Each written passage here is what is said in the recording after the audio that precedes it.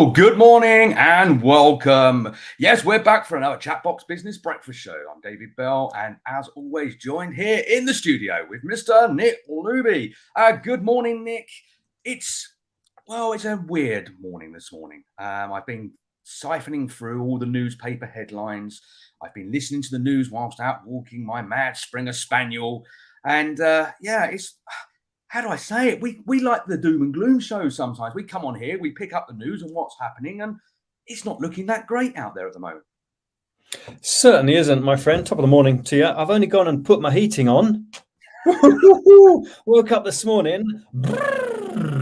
Careful. That's expensive these days. I know. Devastated. Me putting the heating on in September. What is wrong? Hey, what is wrong? Everywhere you look, mate, doom and gloom. I hopefully we'll be able to put some positive spins on the way ahead. The Today show is all about business support, okay? And without a doubt, we all need a little support from time to time. And at the moment, we need a great deal of support. Fortunately, we've got two experts who are going to join us to talk us through, guide us through what support should we be looking for? Do we need it? What's the best options for us?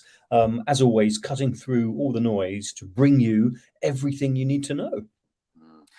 It's quite interesting, isn't it? I mean, we have a government that, and without going to be political here, we're not a political show. I mean, we have our own personal opinions, of course. But the idea of our show is all about supporting businesses, giving businesses a voice to come on here, talk about who they are, what they do and why they do it.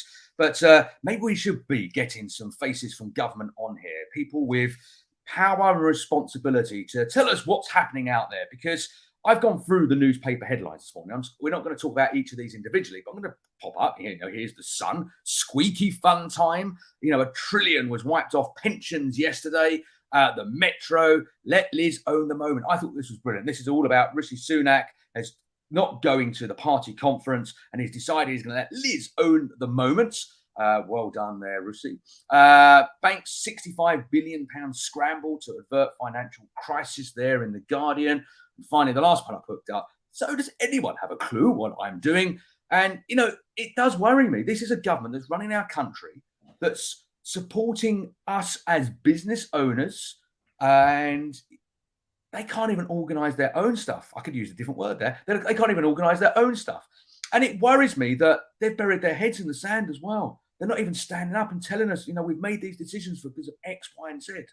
Now, some of you might be sitting there rubbing your hands together if you're saving yourself 5p over the tax threshold of £150,000. Well, congratulations to you, because you probably need that extra 5p. It's all adds up. Pennies make prizes. I get it. But really, during a time where things are not good, house prices are now, I won't use the words crashing, but others are using the words house prices are crashing.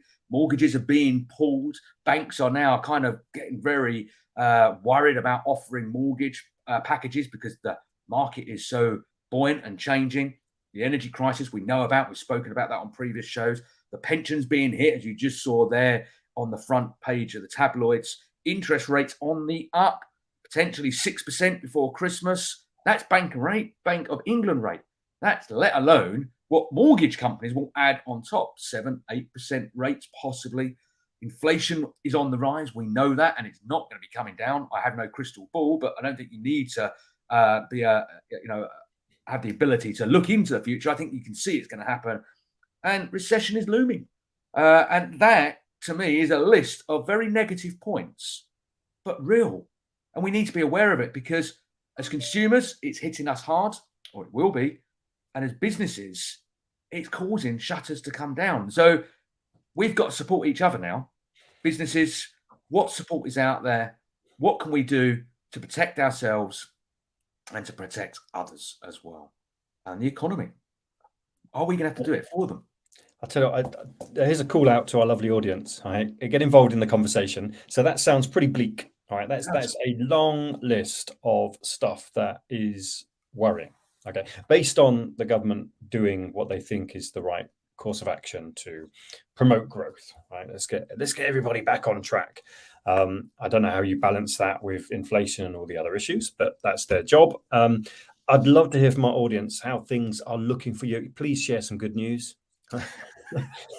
So pop into the chat on LinkedIn, YouTube, Facebook, on Twitter. You can join the conversation, say hello. How are things looking for you? What support do you think you need in your business? And then we can throw that at our lovely experts who are coming on the show.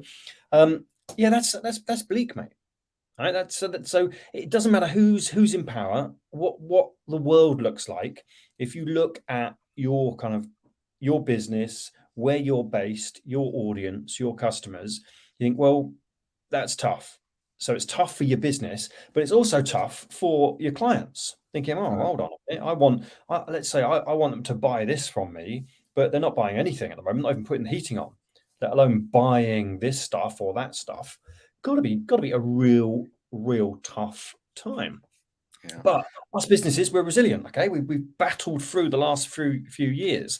It just seems it's no let up. When are we going to pull the shutters to one side and think, oh look, it's all looks fine and dandy out there? Yeah, and this is the question I think we should all be asking ourselves. There has been no let up. It does seem that, look, business has challenges. We know that. Well, let's not sugarcoat it. If you're starting a business, if you've been running a business for many years, there's lots of challenges and obstacles along that path to success, or whatever you measure success to be. So we're not sitting here thinking, oh, it's going to be super easy and everything's just going to fall in my lap. Of course not. We know that. But for so many businesses, it seems tougher than ever. And if you're setting your business up during the pandemic, a bit like Chatbox was, we built it in the pandemic to support and help businesses. We know no different. But of course, you and I, Nick, have been running business for many years in different industry sectors. And we know, there's going to be these challenges. And of course, we will get through them. But what happens in that part is quite important. Businesses will have to close. I'm hearing it all the time, wearing my hat for the Federation of Small Businesses and representing other organizations. I'm hearing these stories. You only got to turn on the radio. And I'm not saying listen to what the media are saying. You can make your own judgment on that, but listen to the stories that others are telling, the people that are phoning in and telling their own personal stories. That's not media hype. That's them phoning in. And I appreciate could be classified as the minority and not the majority. But this is real. This is happening. And we need to look at how we can do things better, how we can become more resilient potentially, how we can be more productive, how we can cut the cloth accordingly and maybe save money, just like the government are deciding they're going to do. Well, we're not going to reverse things because, no, we can't go back on what we've said, which is what they're being advised to do. So what we'll do is we'll cut public spending. And where's that going to hit? It's going to hit everywhere, from healthcare through to public services such as the library and policing and all that type of stuff. Where does that hit? That hits local business as well. So, it all filters through. It doesn't make good reading. It doesn't make good streaming services like us this morning. But we have some experts that might be able to give us a steer, give us a push, give us some ideas to think about what we can go off and do in our businesses to become more resilient, to become more adaptable to this world that we now find ourselves in. So we'll be bringing our first guest on very soon, and hopefully, may have some good news for us, and maybe an answer or two as well. We're putting a lot of pressure on our lovely guests, aren't we? Just a little bit. No pressure, guests. They're both sitting back very patiently in the green room. So they're tuning into the show so they can hear all this. No pressure, but if you wouldn't mind just fixing everything for us all, that would be marvelous. Marvelous. No pressure at all. So what's going on? What's going on with our audience, mate?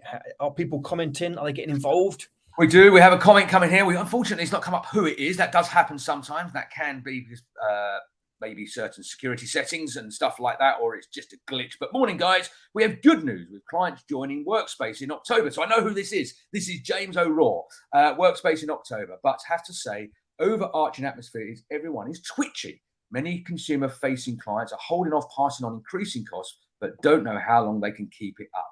So I do think that is James O'Rourke from Workspace, because I know that's his business he runs up there. I agree with you, James. I think bums are a bit twitchy, without a doubt. It'd be interesting to see what others think out there. Let us know. Pop in the comments like James has. Tell us what's happening in your neck of the woods, what's happening in your business, what's happening in your community, your business community, in your community around where you live as well. Things like youth clubs and other services are being cut and slashed. And again, there's impacts that come back to the business world as well. But I have some good news. I do have some good news before we bring on our first guest. Are you ready for this? Are you ready for this? The Guinness Book of Records is out today. The new edition, the 2023 edition, is out today. And I had a bit of a scour through some of the records. 4,000 new entries for the 2023 edition. And I'm going to just pick out this one. I thought this was great. I don't know if anyone wants to try and beat this, but South African woman breaks record for most chicken feet eaten in 1 minute. So I didn't know, Nick, because we like to challenge each other. And last time I gave you the challenge, but it reverted back to me. So how about chicken feet? You fancy giving that a whirl? Absolutely, mate. I am big up for chicken feet. No, I'm a vegetarian, so this one's got to bounce back to you again. So if you don't mind doing the chicken feet challenge, I'll find something else. Anyway, moving on sharply, because we've got our guest waiting backstage to join us in the studio. We're going to be back straight after this. When we come back, we're going to bring our first guest onto the show, finding out more about what they do, how they can help you, listeners and viewers, there today. We're back straight after this.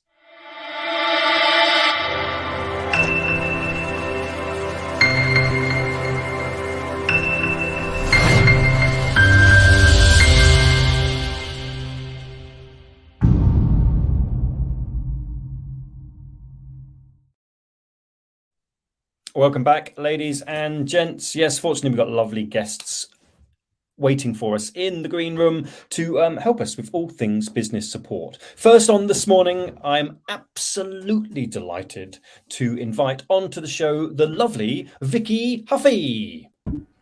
Good morning, Vicky. Good morning to you both. How are you? Well, doing really good. I'm doing better than David and his chicken feet challenge. I can understand. He didn't look too thrilled at that. I definitely would have been up for it, but it's too meaty for me. And how are you, Vicky? Please say hello to our lovely audience and let us know how you're doing and what it is you do.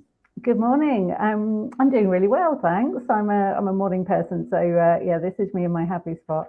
I'm an executive and leadership coach, so I work with people to really help them understand who they are as a leader, what are the challenges they're facing, and help them sort of unravel that and move forward. I'm surprised you've got time for us this morning, Vicky, because I imagine most leaders sitting there over their cornflakes thinking, where's Vicky when I need her? And it must be a tough time for all leaders right now. Are you inundated with wailing leaders? How are things looking?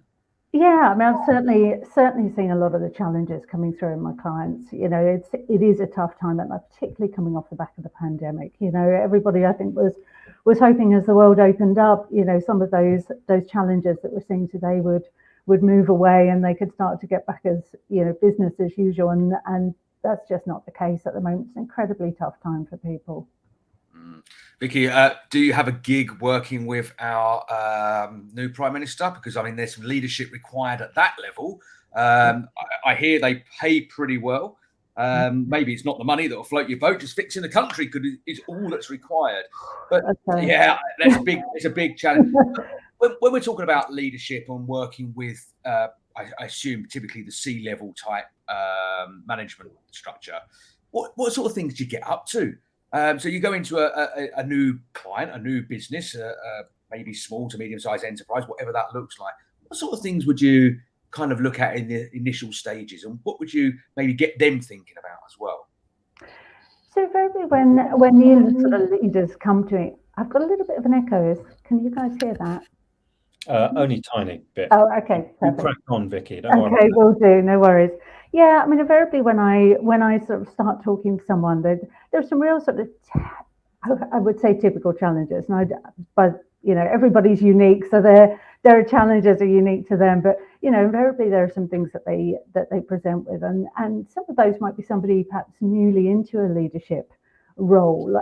You know, they've been incredibly successful in their own role, and are now leading an expanded team. And particularly during the pandemic, that team was remote, was, you know, spread across a wide sort of geographic area, and And then, how do they build that team? How do they motivate them? How do they get them to really perform at the best?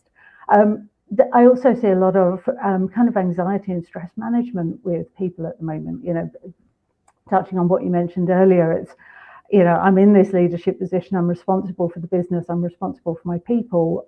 I'm also responsible for my own well-being. And at the moment, I feel like something's got to give, and I don't know how to look after everything. There's a lot of sort of responsibility falling on leaders' shoulders at the moment. And then it's around things like, well, how do it could be sort of some quite particular problem solving. So, how do I expand into this area? How do I look after this particular group of customers when I know that they're facing big challenges? And how do I look after them when the business might not be there, but invariably, as you said, things are cyclical, and we still want them to be there and have that relationship down the line when the dust has settled. So, there's sort of some of the areas I'm sort of working with people on at the moment. So it sounds quite diverse, Vicky, that unique leaders, multiple different problems that they're facing, and the coaching process. So I imagine so many different leaders. You're bound to come across leaders that are making a right hash of it. Okay, and they're much. We look at leaders and think, right, well, they're in charge. We'll follow what they say. We may not agree, but it's their gig. We're following their direction. What happens when you think, well, that's a really bad mistake. I can see you've made a bad mistake there. That's not a good idea. If we were sitting around with the cabinet office and everyone's scratching their heads going, well, I thought it'd work and it wouldn't work. How do you approach, from a coaching perspective, let's say leadership that isn't going very well? Yeah, look, it is a multi-layered sort of conversation that you're having with people.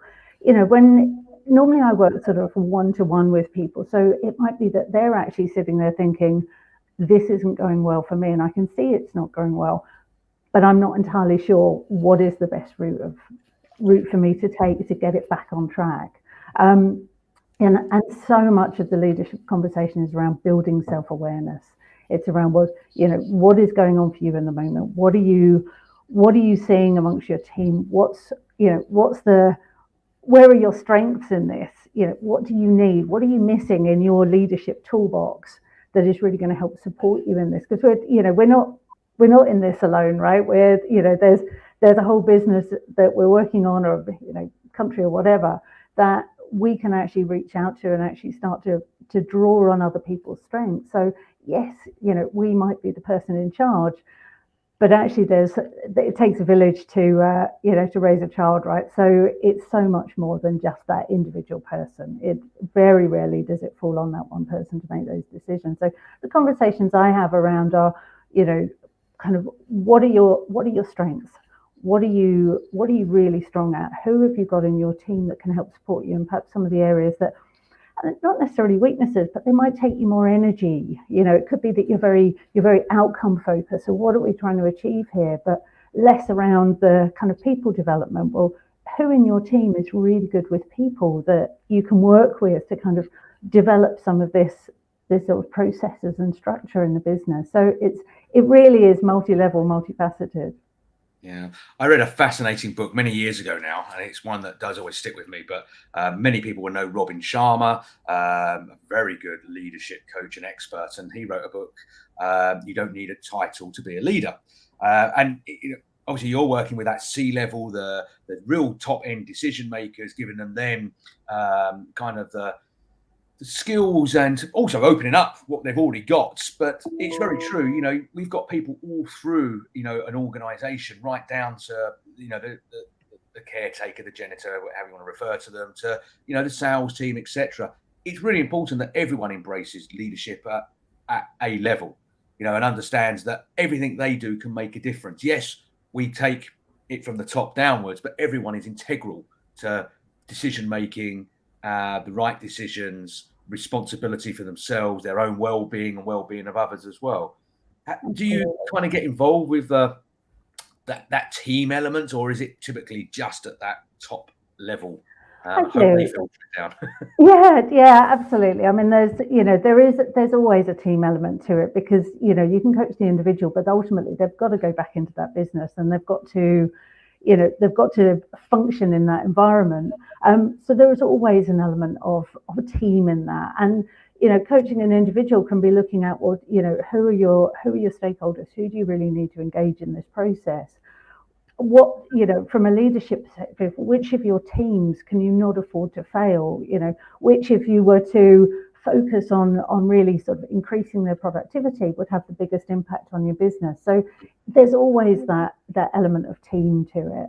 And I think also it is about having people around you that challenge you in a good way. When you're making these sort of world-class decisions, you need a team of people that support you, but also will say to you, maybe there's another way, maybe there's a different approach we can take, and people that won't always agree with you.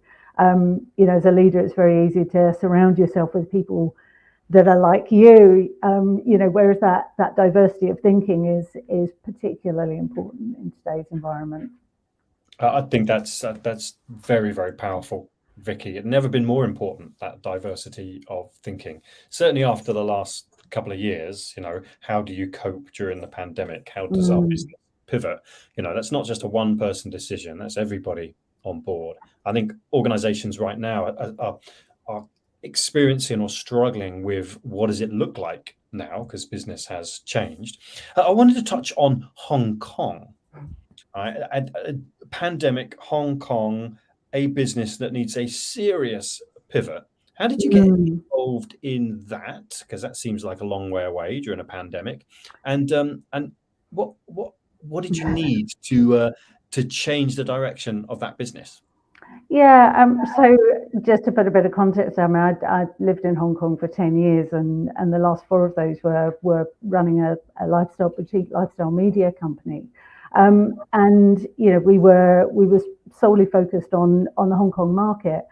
So as the pandemic hit, and sort of rolled out initially in China and Hong Kong before moving into the rest of the world, we'd also come off the back of social unrest there. So in a particularly challenging time, and for me, recognizing that all of our customers would be facing the same challenges, and it's like, okay, well, how do we support our customers through this time? Because it could be that actually their restaurant is shut for 6 months. Well, they're not necessarily going to be doing this. A lot of them had pivoted to say, online deliveries and stuff like that. So like, how can we do that promotional work, and how can we give our audience the information that they need while supporting our customers as we all transition through this process? And you don't know when it's going to end, you don't know how it's going to end or what that's going to look like. All you can do is look after your people,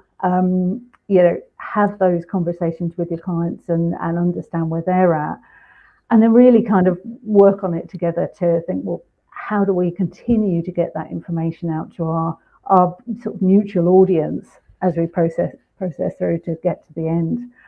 It was an interesting time for sure. Yeah, wow. So from a leadership point of view, I'm going back to what's happening in the world today, certainly in our country, the affecting the economy and stuff like that. I touched on the beginning of the show, which I know you were sitting there listening to everything that's happening. And of course, it's in the media, it's in the news. You can't miss it at the moment. What impact do you think that's having on businesses?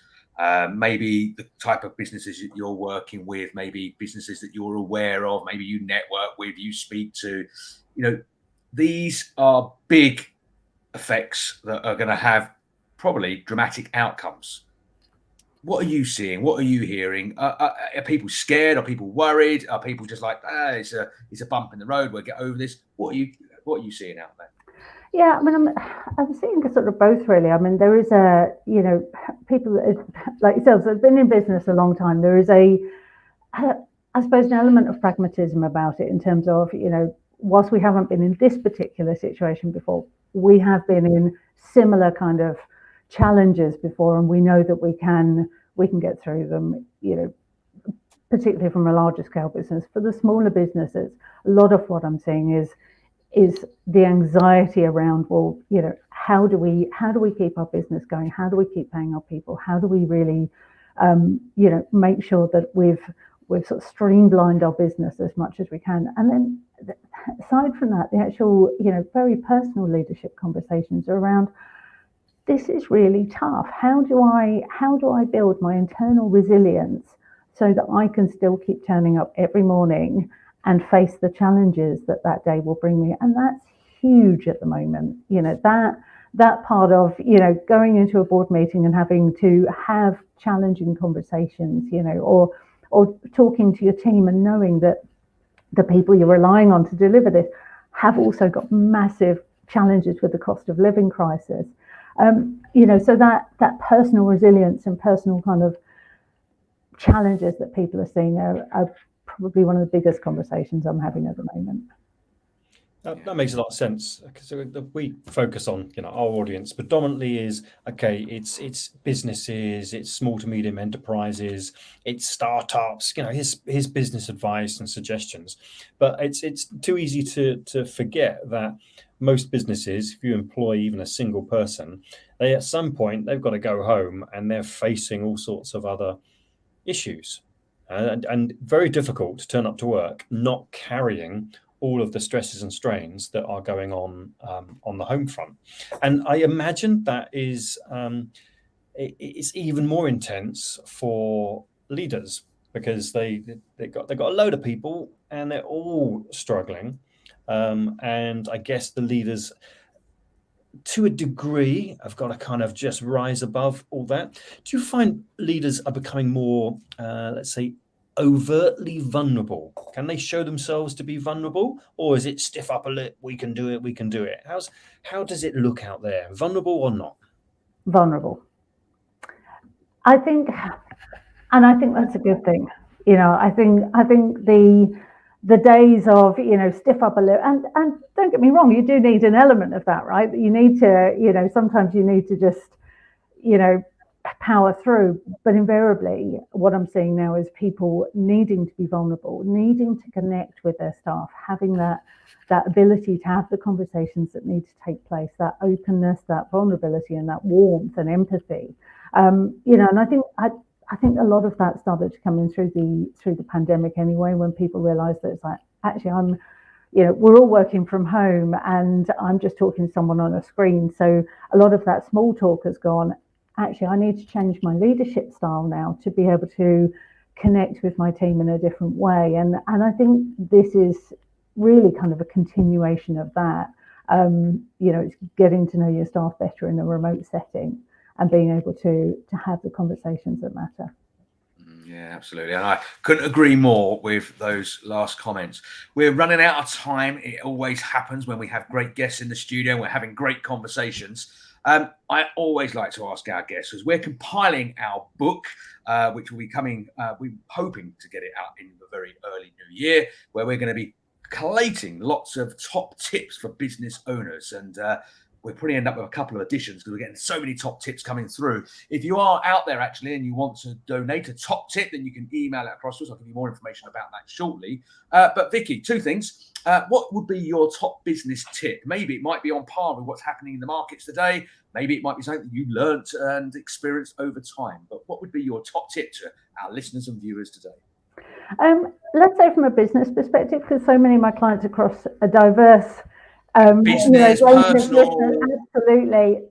I think the biggest one at the moment is put your own oxygen mask on first. There's I see so many people potentially heading into burnout, and from a leadership perspective, you've got a lot of responsibility. Self-care has to be of equal importance to leadership at the moment. That's a great one, Nick. I hope you got that one. I've written it down, mate. I've written it down. Yeah, no, absolutely. And finally, if people want to find out more about Vicky, how you can help business leaders, entrepreneurs, best way to get in touch with you, I think this might help. I'll pop it up on the screen, but for everybody out there. Yeah, absolutely. My contact details are on the website. I mean, one thing I would say to people, coaching always starts with a conversation. So I always say to people, let's have a half-hour conversation. talk through some of your challenges, see if coaching is right for you, see if it can help, and we can take it from there. So yeah, I'd love to have a conversation with some of your audience. Yeah, brilliant. That's for those that are listening to this on an audio only channel, it's vickyhuffey.com. You can go there. The details are in all the chat boxes across the platforms. Vicky, it's been fantastic having you on here this morning and learning more about what you get up to and how you're helping others. We look forward to maybe catching up with you in the new year once our book is published, and you never know, your top tip. Get your oxygen mask on first. Might be one of those top tips we'll be sharing in the book. Thank you very much, Vicky, and have yourself. Thanks so much, guys. Take care. Thank you. We're back straight after this.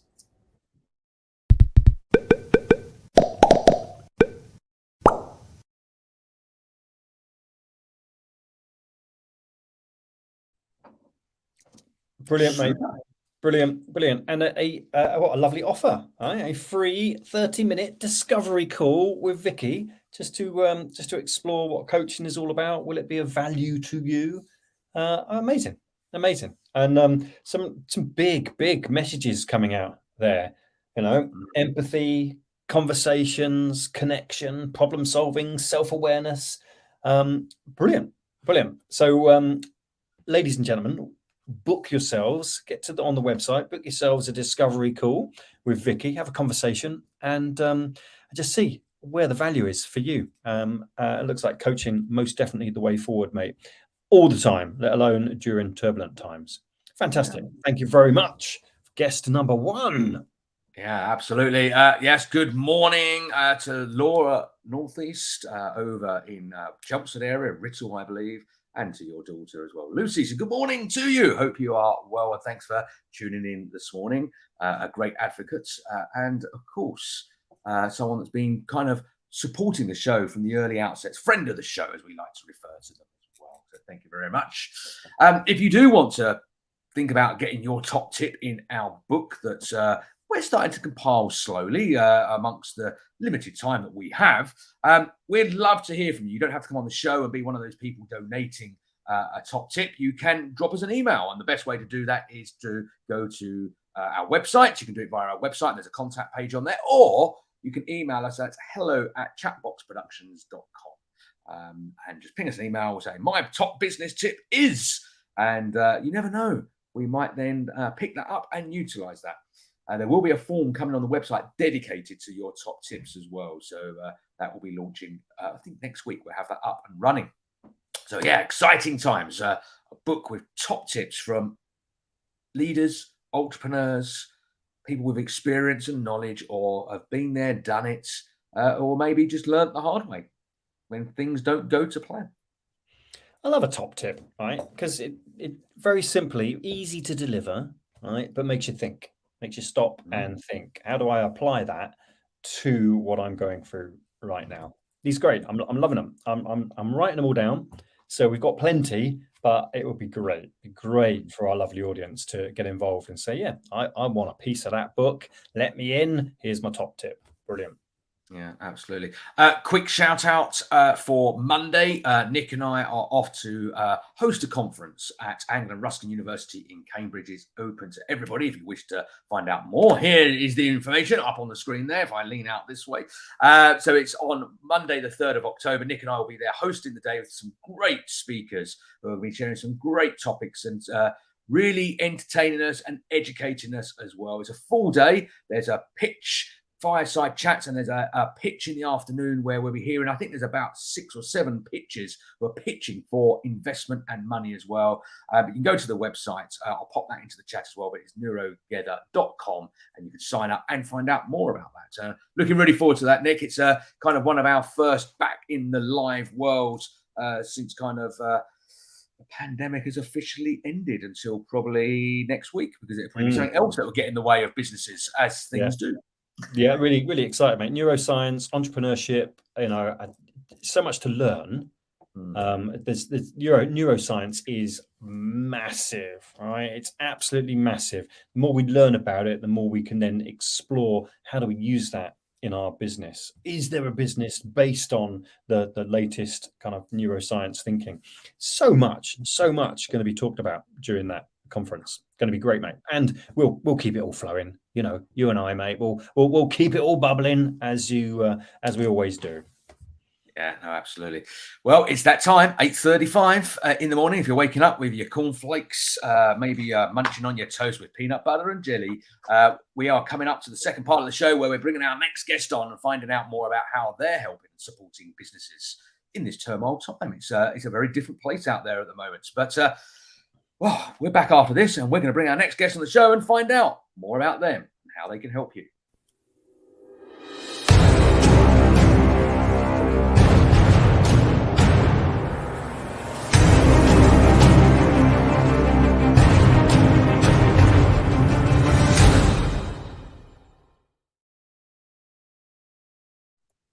Welcome back. If you're just tuning in, it's 29th of September. It's just gone 8:35 in the morning. I'm David Bell, and as always, joined by Nick Luby here in our virtual studio, broadcasting all around the world to various different channels, from Facebook to LinkedIn to Twitter and YouTube. Whatever channel you're watching us on, good morning, good afternoon, or good evening to you. Right, Nick, great start to the show. Some really good stuff there from Vicky about leadership and coaching. But we now move on to our next guest. A very warm welcome. Please welcome Sarah Yandell from Get Ahead. Good morning, Sarah. Good morning, both of you. How are you? Very well, very well. Been waiting very patiently backstage there in the green room. I'm sorry, it is bring your own refreshments where we are in a virtual world. We can't supply the coffee and the tea or the pastries, but if it was in the room, we would, of course, do that. But hope you've enjoyed the show so far. Sarah, funny enough, I saw you yesterday. We happened to be in the same place at the same time. Meeting other business owners and hearing their stories and stuff like that. But I suppose we better start off. Tell us a little bit about Sarah. Tell us a little bit about Get Ahead. Tell us a little bit about what you do and how you support businesses in your community. Yeah, of course. So Get Ahead, we're an outsourcing specialist. So I typically work with small to medium-sized businesses that are going to sort of the next stage in their growth. So they may have been going for a few years and they're doing quite well, but they're moving to that next stage. And I can help them because I do understand what that's like, having run businesses before. And I think that's the stage where they do appreciate a bit of help. And how we help them is by providing a number of different services. So we actually have a team of experts, over 50 people in our team. So my role is really very much about talking to them about what their challenges are, where they're looking to go and build their business. And then I find the right people in the team that will fit with them based on what they're looking for, the expertise they need, and also personality, which I think is really important when we're looking for a good match for a business. So a big 50-plus team of experts, let's say at our disposal. We have a conversation with Sarah saying, right, this is what my business looks like. These are my challenges ahead. Can you line up the A team for us, please? And let's get this business moving. So how exactly does it work? Do I need to commit? Say, right, this is it, 6 months of the A team, or how does it normally function?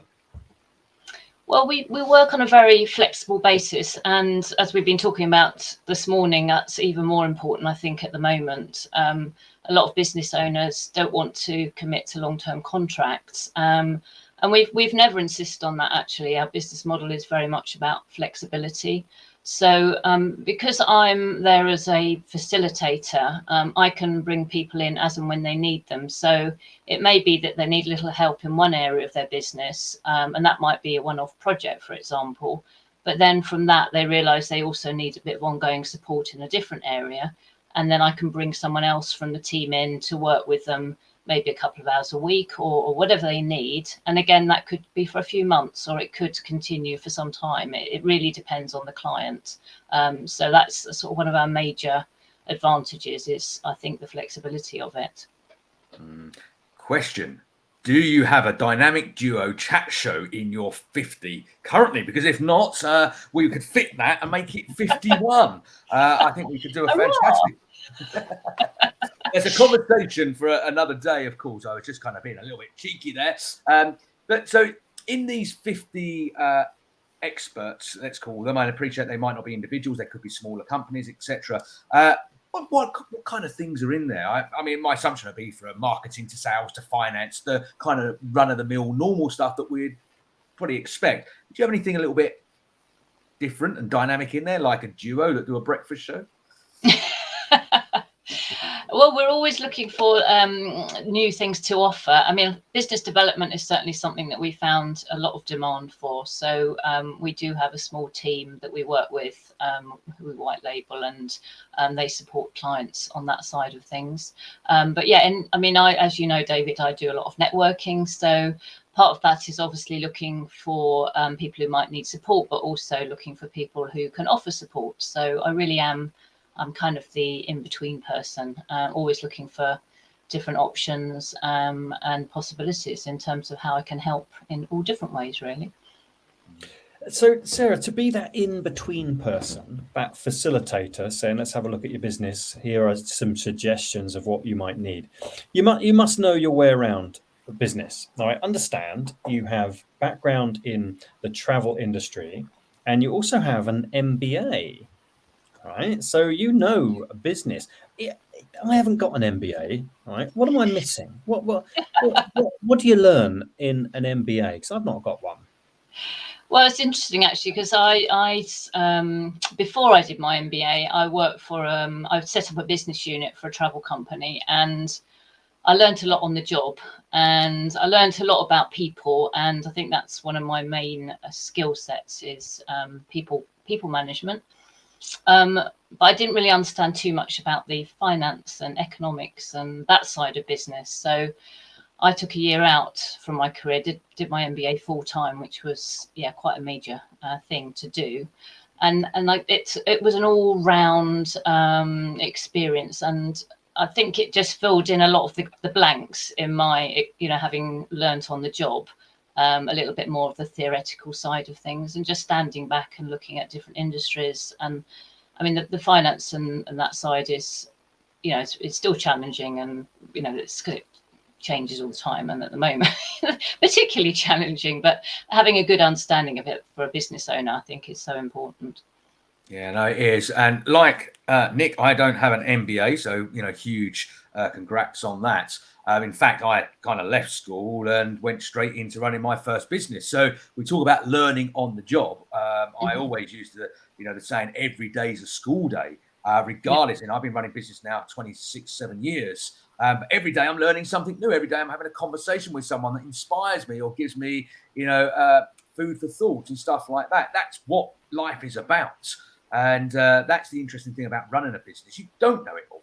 It's impossible to know it all, but you're learning lots. But what you do is surround yourself by bringing the people that are the experts, the people with the knowledge and the experience around, which is what you kind of offer, these 50 varying different experts that you can kind of refer into and make work with. But I'm going to bring it back to this whole government thing that you heard me talking about earlier on, because I just want to get an opinion and some feedback. The government are surrounded by lots of experts, lots of professionals, lots of advisors, but it's not going very well. And I'm sure your team, with your 50 experts, could do such a better job. And what do you think is going wrong in the business world? And I'm taking kind of everything we've spoken about this morning, the negative points, but what do you think, in your opinion, is going wrong in, not just our country, but around the world, with all these prices now crashing and markets being, I'm not asking you to be an economic, evangelist here, but what do you think is happening? Why do you think this is happening from a business perspective? You're talking to businesses regularly. What are you hearing on the ground? Yeah, that's a really hard question to answer. Yeah, I know. I do ask the hard ones. Can you solve it all for us, please? It's an opinion. Yeah, I think with businesses that I work with, I think sometimes they do kind of run too quickly with their businesses, and I think sometimes it's taking a bit of time, a bit of a step back. And at the moment, I think that's probably even more important, not to rush into going to do different things or changing the way they do stuff, just reviewing. And if you've got a team, like Vicky was saying earlier, getting your team involved in that is so important to make the best of the knowledge, especially if they're on, they're really on the ground and they know the clients really well, to get their view on what's actually happening before making any major decisions on anything. And I think in terms of what we offer in outsourcing, I think the main thing is the flexibility, where a lot of companies, I find they rush into, for example, tactical kind of work when they haven't really looked at what their strategy is and if they need to change that now because things have changed. All external factors are changing, and they might not have reviewed their strategy and looked at what the effect that will be for their business. So I think that's probably the main thing I would say to people, is not to act too quickly, not to employ too quickly. I think a lot of people think, oh, I need to get my first person in, and I know from my experience that was one of the biggest mistakes I made. Was we grew really quickly in my first business I set up, and we employed people really quickly and made loads and loads of mistakes on that. Whereas I think now, having that option of outsourcing in a flexible way, it just gives you that time to test the market, try things out, see what works, without spending a huge amount of money or potentially bringing people in who you then don't really need and you're spending too much money on. Makes perfect sense. A little bit of caution during the storm. A lot of us businesses, and I've certainly been doing this in the past, have been kind of busy fools, like doing so much stuff that I haven't really been able to focus on actually what is my company strategy. It's so easy when especially when times are tough. You kind of your head's up here, you're thinking so many different things. It's quite difficult to get the right clarity during the tougher times. Oddly enough, this show, in its very early days, when we were thinking about Chatbox, which not dissimilar to what you do, Sarah, we try and provide a series of experts on a weekly basis, to help our audience, help businesses kind of learn and grow. It was going to be called On the Shoulder of Giants, which on the back of the idea that, we can help people stand on the shoulder of giants, guests that know what they're talking about, that have been there and done it, that we can all learn from. And I suppose that's a really rich pool of resource that you have there. Is it going to get bigger? Is there room for more? In terms of more services or more actual people on the team? Well, more experts in your pool of expertise. Yes, I mean, we're always looking for new people, because as we grow, obviously those experts, they get busy. So, we always need new people to join us.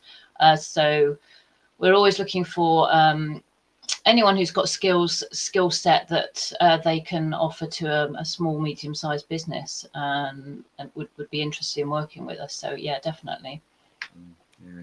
And I also noticed, Sarah, that you are award-winning, just like the breakfast show here, award-winning breakfast show, but you're award-winning yourself as well, picking up one of your first awards back in the travel industry, which was the British Travel Awards. Yes, yeah. I mean, I think one of the roles I had actually when I was running that business was entering awards. It's a brilliant way to raise your profile, and I think people don't realise not how easy it is to win, but how easy is it to enter. And just by entering it and then being at some kind of trade show and awards is really good for your business. And the other thing about it is I found it was a really good way of reviewing your business, because all the questions they ask you are all really good questions that make you think, oh yeah, what have I achieved and how did I achieve that? So I'd really recommend doing it for anyone, actually. I mean, you're not going to get into all of them. You're not going to win that many probably, but it's still a really good exercise, I think, for a business. It's great if you win as well. Yeah, well, absolutely. It's great to win. It's great to be involved and be a finalist and be recognised. I'm actually off to a business awards tomorrow evening. I'm judging. I have judged, should I say, so I'm awarding, which is the Women's Business Awards up in Wembley in London. So I'm off there tomorrow afternoon for tomorrow evening, black tie do, so I'm looking really forward to that. But there's going to be an absolute awe of amazing businesses in that room, from one lady businesses, not one man, but we get the idea, one lady businesses, right the way through to bigger organisations that are employing a great team around them. So I'm looking so forward to that and having some conversations, and probably going to bring a few of them back on here in a few weeks' time to share some of their stories as well. But yeah, I agree with you. If you get the opportunity, enter an award, put yourself on the pedestal, showcase who you are, what you can do, and how you can help others, and pat yourself on the back at the same time, because as business owners, sometimes we don't get that pat on the back. We have to do it ourselves. Yeah, and it's really good for the team as well, because as we grew, we won quite a few awards, so we'd bring people of the team into that as well, and it's a great event, like you say, black tie, nice dinner, few speakers, so it's a great motivator for your team as well to get them involved in that. Yeah. And if you're heading to Wembley tomorrow, hopefully you're a winner. But even if you're a runner-up, one of the joys is you get to meet the magical David Bell. Oh my goodness gracious! Look out, Wembley! Here comes Mr. Bell. Fantastic, mate. Great gig. Yeah, really good. I thought I'd just plug it, of course, for the organisers as well, because encourage them to come on the show and share the joy that is award winning. Sarah, I'd won nothing until I got involved with David, and then he says, "This is the way to win awards, Nick," and boom! Before you know it, we're award winning chat show. It's great. Yeah, it feels good. And it's great to talk about the positive stuff. I know a lot of the show's been about, wow, times are tough, it's all pretty negative, but there are seams of positivity out there for sure. And no doubt you have a long list of clients, Sarah, that are getting positive results because they're making use of readily available experts. So let's get down to top tips, Sarah. All right. So let's include your top tip in the Chatbox book. What, out of everything you've seen, you've done, you've heard, you've been involved in, what would you say is the toppest of top tips that you can offer our lovely audience?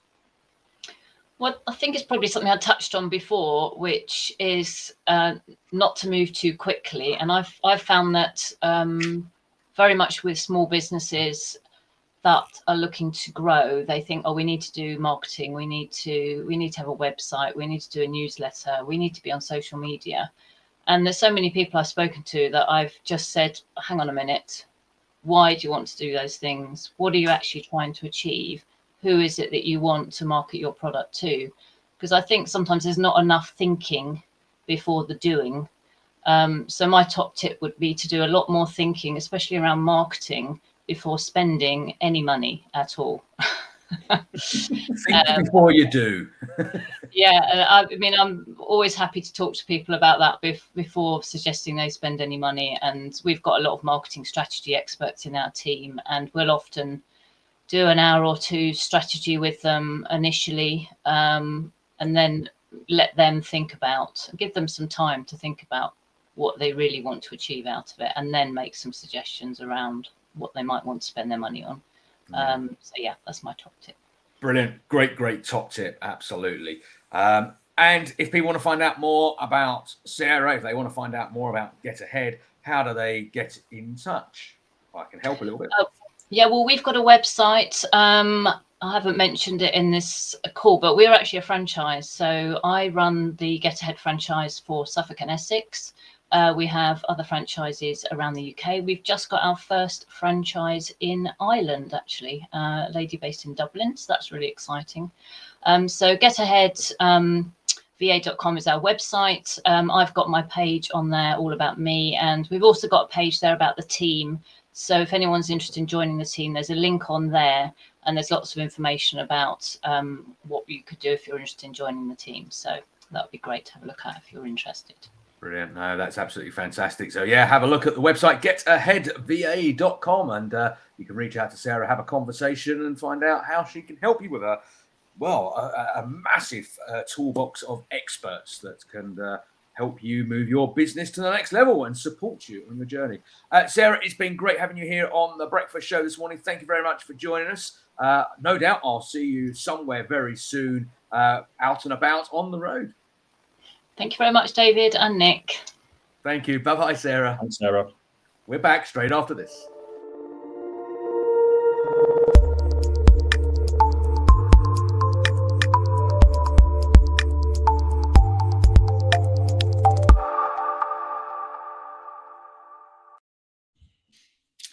Oh, we're doing really well today, Nick. We're absolutely spot on time, which doesn't often happen.